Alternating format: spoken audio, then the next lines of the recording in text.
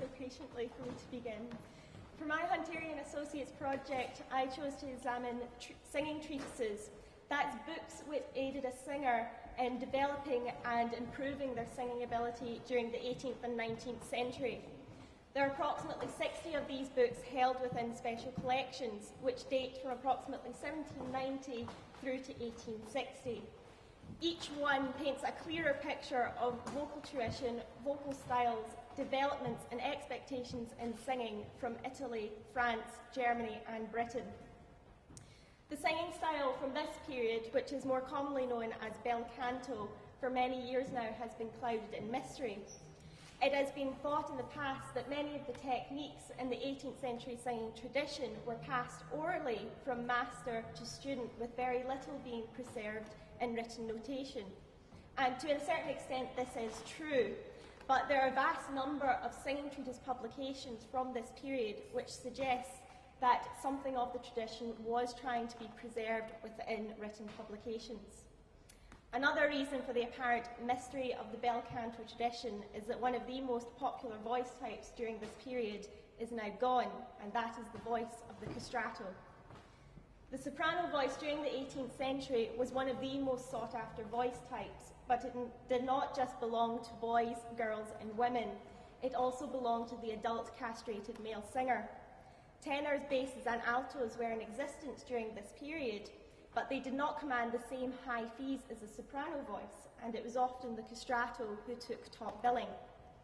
The creation of the Italian singing castrati began from a very young age. Boys who were as young as 5 could begin their musical training, and many were employed by church choirs. In Italy, if a boy possessed a particularly good voice, then he could be a candidate for castration. The operation, which removed the testicles, took place between the ages of 8 and 12 years old, before puberty had begun, and this would mean that the larynx and the throat would not grow to adult size, as can be seen here on this display, but would remain small in length, much like a child's. Once the operation had taken place, the boys would continue their intensive musical training over a number of years, most debuting on the operatic stage by their late teens. Though the castrati retained their high voice from childhood, contemporary accounts suggest that they did not sound like children, and this is perhaps due to the other anatomical changes which occurred due to the operation.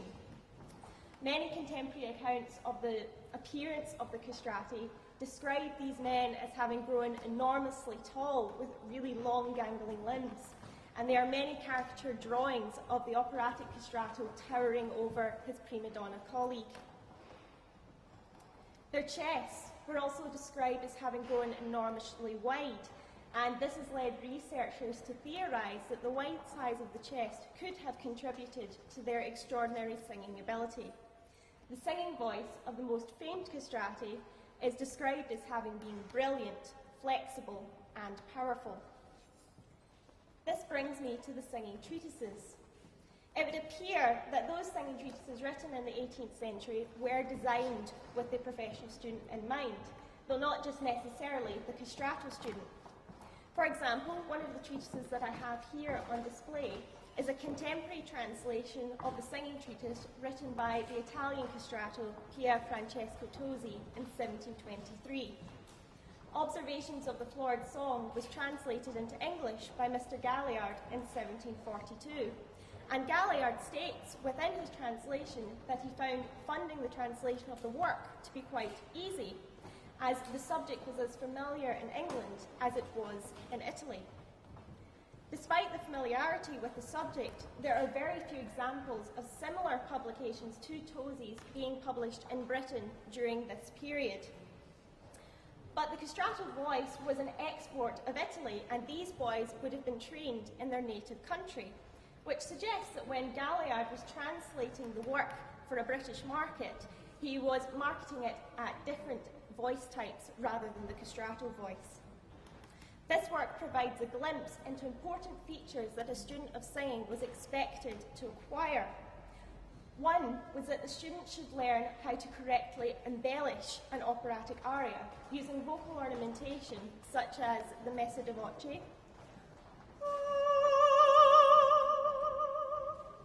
the turn, or the trill, or the shake, as it was more commonly known in Britain during this time. The second singing treatise that I have here on display is a publication by another castrato singer, Giuseppe Aprilli. The work was published in England by Mr. Cook in 1805, though the original publication dates from 1791. It demonstrates Britain's continuing interest in the Italian singing tradition. By the late 18th century, vocal tuition had developed to include many written solfeggio. That's long, complex exercises which allowed a singer to develop their flexibility and musicality without having to worry about lyrics. From this period on, almost all of the singing treatises do contain written solfeggio.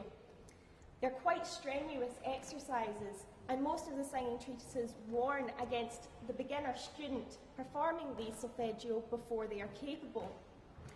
On the other hand, Aprilli states in his volume that his students of singing should perform solfeggio every day.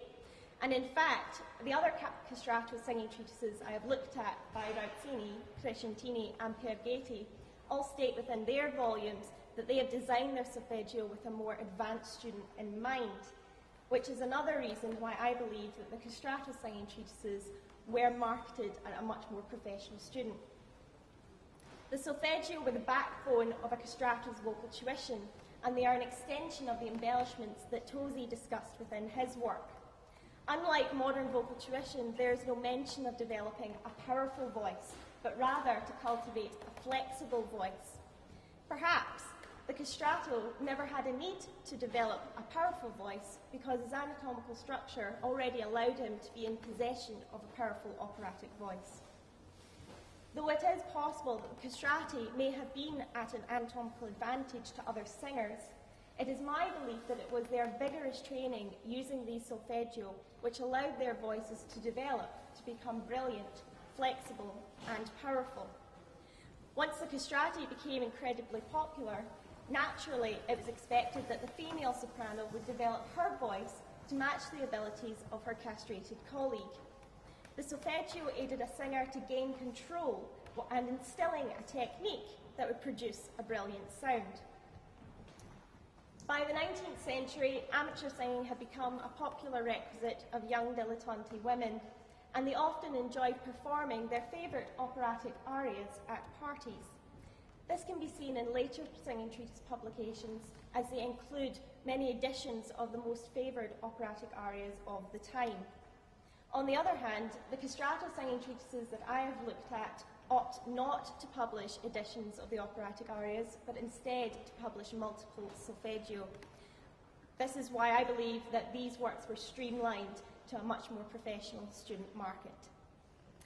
Thank you very much for listening to me today, and I'm now going to finish by performing one of these solfeggio exercises written by Giuseppe Aprilli in the modern Italian method of singing. My fellow player here with me is Alan Wright on the virginal.